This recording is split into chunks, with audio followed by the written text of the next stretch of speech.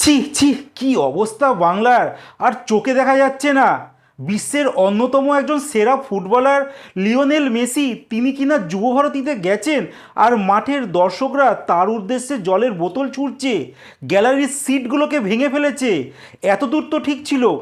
মাঠে প্রবেশ করেছে, ড্রেসিং রুম ভাঙচুর করেছে, এছাড়া গোল পোস্ট ভাঙচুর করেছে। ছি, লজ্জায় যেন আমাদের নাক কেটে যাচ্ছে। যারা নিরাপত্তা কর্মী ছিল তারা ভয়ে পালিয়ে যাচ্ছে।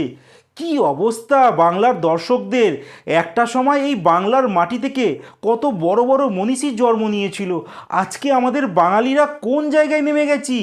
2 বছর আগে আমরা বাংলাদেশের মাটিতে এমন ঘটনা দেখতে পেয়েছিলাম, আজ সেটা যুবভারতীতে আমরা দেখতে পারলাম।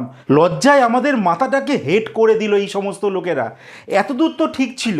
যারা আয়োজন করেছে তাদের উদ্দেশ্যও বলি, তারা কেমন আয়োজন করেছে। এই মেসিকে দেখার জন্য একটা সাধারণ মানুষ নিম্নতম টিকিট 4,000 টাকা দিয়ে কেটেছে। টিভিতে দেখাচ্ছে, কিছু কিছু দর্শক তো বলছে 50,000, কেউ 32,000 টাকা দিয়ে টিকিট কেটেছে।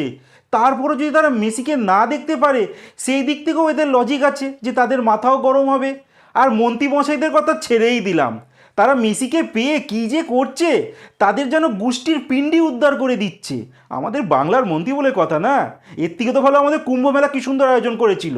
আর সামান্য মেসিকে এনে এইটুকু আয়োজন করতে গিয়েই এদের প্যান্ট খুলে হয়ে গেছে।